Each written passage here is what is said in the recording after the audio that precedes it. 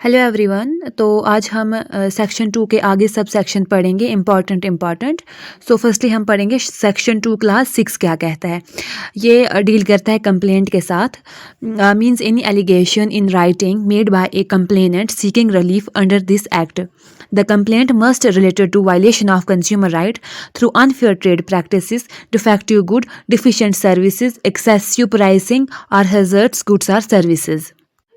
Complaint एक allegation है जो एक कंज्यूमर किसी सेलर और सर्विस प्रोवाइडर के खिलाफ लगाता है। तो जो कंप्लेंट है वो रिलेटेड होनी चाहिए violation of consumer right, unfair trade practices, defective good, deficient services, excessive pricing, hazards goods or services. तो अब हम पढ़ेंगे एलिमेंट ऑफ कंप्लेंट। पहला आ गया written allegation. It must be in writing और इलेक्ट्रॉनिकली सबमिटेड। सो जो कंप्लेंट होती है वो राइटिंग में होनी चाहिए या इलेक्ट्रॉनिकली सबमिटेड होनी चाहिए। जैसा कि आजकल ई पोर्टल्स भी हैं, हम ई पोर्टल्स पे अपनी कंप्लेंट दाखिल कर सकते हैं और जिससे हमें कोर्ट जाने की कोई ज़रूरत नहीं है, हम ऑनलाइन भी कंप्लेंट कर सकते हैं। सो सेकंड आ गया filed by a complainant as defined under section 2 clause 5। मतलब कंप्लेनेंट फाइल करे जिस कंप्लेंट को। सो थर्ड आ गया रिलीफ सॉर्ट। जैसे कि रिलीफ क्या क्या है। Relief under consumer protection act में दिया जाता है सच एज रिप्लेसमेंट। मतलब जो डिफेक्टिव गुड्स होगा उसके बदले में एक अच्छा मतलब आपको मिल जाएगा अच्छी चीज़। रिफ़ंड हो सकता है, जैसे कि कोई ख़राब चीज़ है उसका पैसा आपको रिफ़ंड हो सकता है, और अगर उसकी वजह से आपको कोई इंजरी या हार्म आए तो उसकी वजह से आपको उसके लिए कंपनसेशन मिलेगी। और फोर्थ है कॉज ऑफ एक्शन। मतलब कोई रीज़न होना चाहिए, जैसे unfair trade practices, defective good, deficiency in service, charging in excess of fixed price, offering hazardous goods or services, product liability claim। सो अब इसके बाद एक केस ला है Lucknow development authority versus M K Gupta. So the Supreme Court held that even government or public authorities are liable under consumer law if their services causes loss or injury. A consumer complaint against defective housing services as held maintainable। इस case में supreme court ने कहा कि even government और public authorities भी liable हैं under consumer law अगर उनकी सर्विसेज लॉस और इंजरी करें एक कंज्यूमर को। सो कंज्यूमर की complaint against defective housing services was held maintainable. इसके बाद एक इलस्ट्रेशन है जिसमें कहा जाता है कि ये आप खुद भी देख लेना, ये ईजी है। तो अगला पढ़ेंगे हम अब। तो अब हम पढ़ेंगे सेक्शन 2 क्लास 7। ये कंज्यूमर के बारे में है। सो कंज्यूमर कौन है। So, a consumer mean any person who buys any goods for a consideration paid, promised, partially paid, or under deferred payment system, and include any user of such good with the buyer's consent।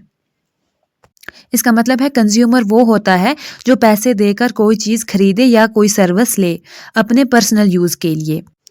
और however, it does not include a person who buy goods for resale or commercial purpose। Consumer के case में वो person नहीं include होगा जो goods by करे for resale और commercial purpose. और सेकंड है हायर और avail any services for a consideration and include any beneficiary of such services. मतलब जो पर्सन सर्विसेज लेता है वो भी कंज्यूमर माना जाता है।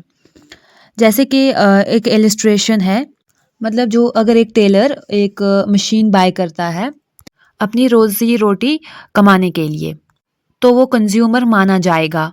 लेकिन अगर एक गारमेंट फैक्ट्री बाय करती है 50 मशीन्स फॉर कमर्शियल प्रोडक्शन, वो कंज्यूमर के डेफिनेशन में नहीं आएगा।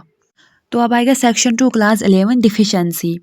Deficiency mean any fault, imperfection, shortcoming और इनएडुकेसी इन क्वालिटी, नेचर और manner of performance required by law और contract in relation to any service. इसका सिंपल मतलब है कि कोई भी खराबी अगर सर्विस में है तो वो डिफिशेंसी कहलाएगा। जैसे कि यहाँ पे एक इलस्ट्रेशन है, इसमें कहा गया है कि अगर एक कोरियर कंपनी डिले हो जाती है डिलीवरी में examination paper resulting in loss of the student, it's amount deficiency in services. आगे है सेक्शन 2 क्लास 21। ये गुड्स के बारे में है।